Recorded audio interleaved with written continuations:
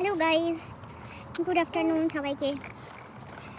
আজকে হচ্ছে খুব সানি ওয়েদার, তাই জন্য আবার বেরিয়েছি কালকের মতো। আজকে আমার সাথে গুলুও বেরিয়েছে। ঠান্ডা ঠান্ডা হাওয়া দিচ্ছে, তাই জন্য ওকে টুপি মুপি সোয়েটার সব পরিয়ে নিয়েছি।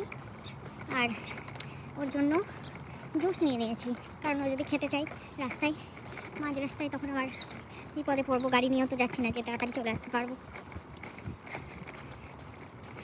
জুস নিয়েছি এই কারণ ও সলিড খাবার একদম খেতে চাইছে না। অমলেট বানিয়ে দিচ্ছি, খাচ্ছে না। তারপরে গাজর, মিষ্টি কুমড়ো, বিনস, মটরশুঁটি এইগুলো সব সেদ্ধ করে দিচ্ছি। সেদ্ধ করে আবার বাটার দিয়ে ভেজে দিচ্ছি, একটু লবণ, একটু গোলমরিচের গুঁড়ো দিয়ে, কিন্তু সেটাও খাচ্ছে না। আর ভাত তো খাচ্ছেই না, ভাত ডাল কিছু খাচ্ছে না।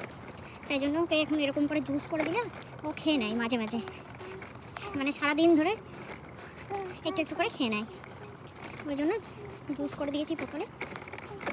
আর দুধ কম দিচ্ছি, কারণ ডাক্তার এখানে বলেছে দুধ খেলে ও অন্য খাবারে আরোই আগ্রহ হারিয়ে ফেলবে। দুধ খেয়ে ওর পেটটা ভরা থাকলে অন্য খাবার খাবে না। ওই জন্য দুধ 500-র বেশি দিতে বারণ করেছে। এই যে ও নিজেই জুসটা মনে হয় খাবে এখন, ভাবছে, ওই জন্য হাত বাড়াচ্ছে। বাবা, তুমি কি জুস খাবে? জুস খাবে একটু? এ নাও, এ নাও, এ নাও। ওটা না, এটা এটা এটা নাও। ওটা খায় না বাবা, হ্যাঁ ওইটা খাও। যেরকম করে নিয়ে ও নিজেই একটু একটু করে খায়। আবার হাত দিতে দেবে না। ওরকম করে তো যাচ্ছে না বাবা। ও ভগবান, এত দুষ্টু হয়েছে না গুলুটা। ওটা খায় না, ওটা তো খায় না, এটা খাওয়ার জিনিস না। ও ফেলে দিলি তো নোংরার মধ্যে। এত দুষ্টু কেন তুমি বাবা? তোমার এখানে আর রাখা হবে না, উপরটাই রেখে দিয়েছি। এবার তুমি খেলে খালি জুস খাবে। জুস খাবি না? ঠিক আছে, খেতে হবে না, থাক, রেখে দেবো। একবার খাবে না, নিচ্ছে। আর ওফ, এত দুষ্টু কেন তুমি? জুসটাকে ফেলে দিয়েছিলে কেন? বকু দেবো? কেন ফেলেছিলে? ওখানে রাখতেও দেবে না, ফেলে দিচ্ছে, সরিয়ে দিচ্ছে। এত দুষ্টু হয়েছে। ঠিক আছে, চলো, পর খিদে পেলে তখন খাবে। রোদ্দুরটা হচ্ছে গুলু যেদিকে যাবে তার বিপরীতে, এই জন্য আমি উল্টো করে নিয়ে যাচ্ছি ওকে। সামনের দিক দিয়ে এইভাবে ঠেলে ঠেলে নিয়ে যাচ্ছি। একটু অসুবিধাই হচ্ছে এইভাবে নিয়ে যেতে, কিন্তু কিছু করার নেই। এখানে আবার বাম্পার, আমার সোজা করে নিতে হলো। আর একটু গিয়ে হয়তো গুলো রোদ্দুরটা পাবে। ভালোই হাওয়া দিচ্ছে, ওই জন্য গুলুকে একটু শুইয়ে দিয়েছি, কিন্তু ও দুষ্টু, শুয়ে থাকতে চাইছে না, বারবার মাথা উঁচু করে উঠে যেতে চাইছে। বাধ্য হয়ে, টায়ার্ড হয়ে গিয়ে দেখছে বাধা আছে, আমি উঠতে পারছি না, বাধ্য হয়ে শুয়ে পড়েছে। ঘুমিয়ে গেলে ওর গায়ে রোদ্দুরটাও ভালো লাগবে, ওই জন্যই আর কি ওকে শুইয়ে দিলাম। সে যদি জুসটাও খেয়ে নিত তাহলে একটু পেটটা ভরতো। কিচ্ছু খাচ্ছে না আজকে, সকাল থেকে আরোই। কালকে এই জিনিসটা লক্ষ্য করিনি, এইখানে আরেকটা ট্র্যাশ হয়েছে। ট্র্যাশ মানে রাখার ব্যবস্থা করা হয়েছে এই জায়গাটায়, আগে এখানে ছিল না।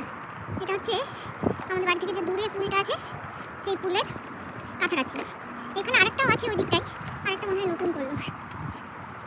আর এই যে এইদিকে গুরুপদ ঘুমিয়ে পড়েছে, ভালোই হয়েছে। ঘুমিয়ে যাক, ঘোরাও হয়ে যাচ্ছে, বাইরের হাওয়া বাতাসের সংস্পর্শে, রোদ্দুরের সংস্পর্শেও আসতে পারছে, আর ওর ঘুমটাও হয়ে যাচ্ছে।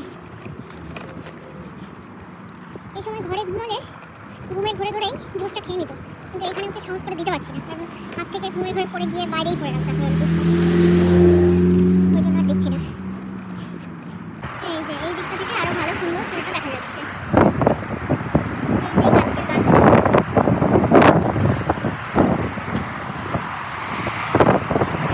আমার কাছে আমরা চলে এসেছি, জন্য আমি রাস্তা পথে কোথাও দাঁড়াচ্ছি না, টানা হেঁটে যাচ্ছি, নাহলে আরো দেরি হতো। আজকে তাড়াতাড়ি তুলনামূলক কালকের থেকে তাড়াতাড়ি ঘরে ঢুকে যাবো। তাছাড়া ঠান্ডা হাওয়াও দিচ্ছে, সঙ্গে গুলু আছে, গুলু আবার ঘুমিয়েও পড়েছে। এই যে ও হচ্ছে ঘুমিয়ে গেছে। এই ঘুমায়নি তো, গুলু ঘুমায়নি তো, তবে ঘুম পাচ্ছে।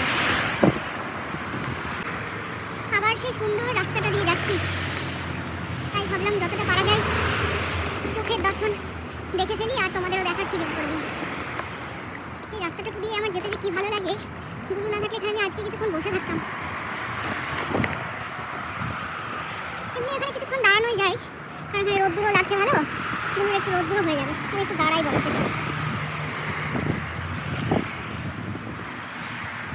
আর এই যে গুরু ঘুমিয়ে পড়েছে, একটু রোদ্দুরের মধ্যে থাকুক, ভিটামিন ডি হোক গুলোর।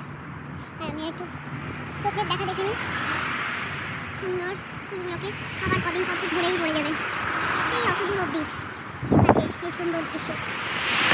আর এইদিকে এতটা অবধি, তারপর আর নেই। মাঝে মাঝে একটু করে উঠে যাওয়ার মতো করছে।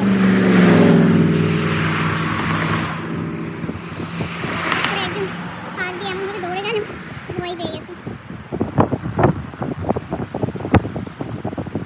চলো এবার আবার হাঁটা স্টার্ট করি। 30 সেকেন্ড 40 সেকেন্ড মতো এখানে দাঁড়ালাম, গুরুর একটু রোদ্দুর খেয়ে নিল,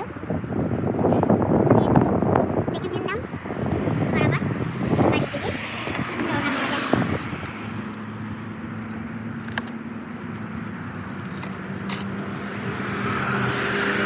আজকে আমি সুইমিং পুলের পাশটা দিয়ে গেলাম না, মেন রাস্তা দিয়ে যাচ্ছি, আর একটু বেশি যাতে হাঁটা হয় এই জন্য। এই যে লিভিং সেন্টারের পাশ দিয়ে এখানেও ড্যাফোডিলসের দেখা পেলাম।